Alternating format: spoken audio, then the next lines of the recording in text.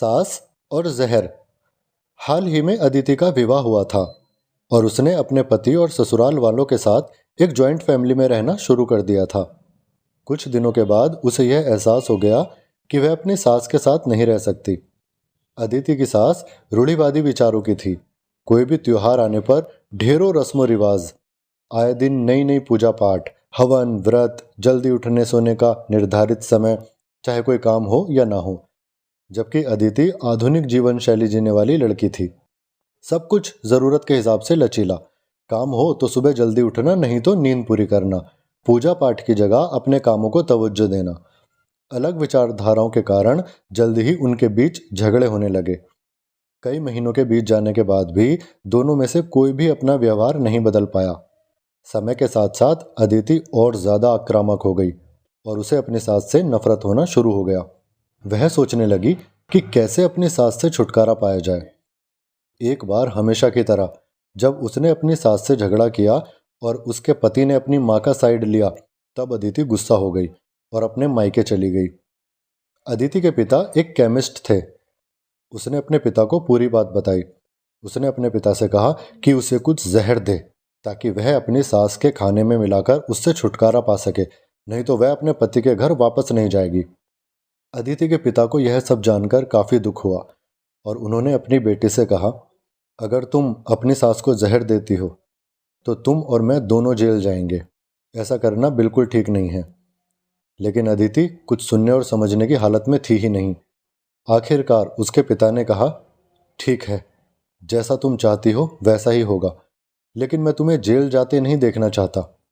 उसके पिता अंदर से एक पाउडर लाए और कहा, हर दिन जब तुम दोपहर का भोजन या रात का भोजन करते हो तो अपनी सास के खाने में इसे मिला देना। इससे धीरे धीरे कुछ महीनों बाद वो मर जाएगी।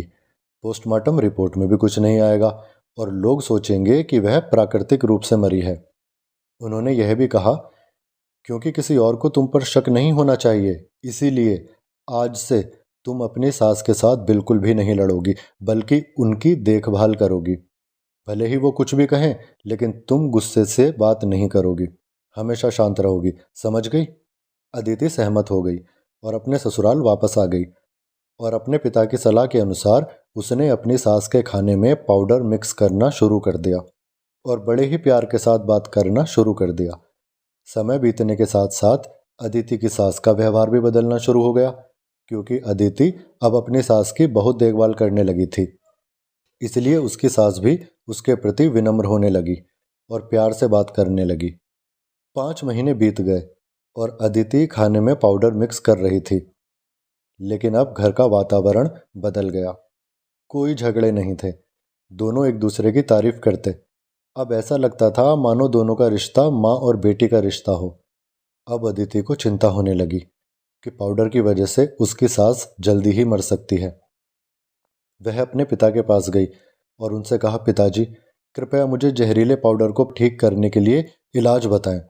मैं अपनी सास को खोना नहीं चाहती, वह मेरी माँ की तरह है और मैं उससे बहुत प्यार करती हूँ। उसके पिता मुस्कुराए और कहा, कौन सा जहर?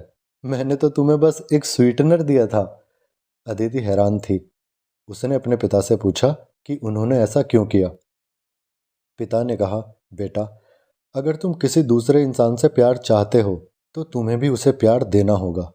रिश्ते एक गाड़ी की तरह होते हैं और हम उन पर लगे पहियों की तरह। जब तक सभी पहिए ठीक से आगे नहीं बढ़ेंगे तब तक गाड़ी ठीक से नहीं चल सकती।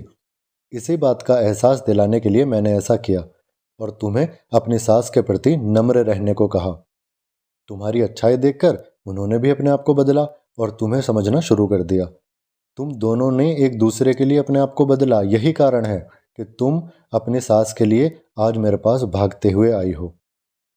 अदिति तो अपने पिता की बात समझ चुकी हैं, और आप? दोस्तों, कहानी पसंद आई तो प्लीज़ वीडियो को लाइक और चैनल को सब्सक्राइब कीजिएगा। धन्यवाद।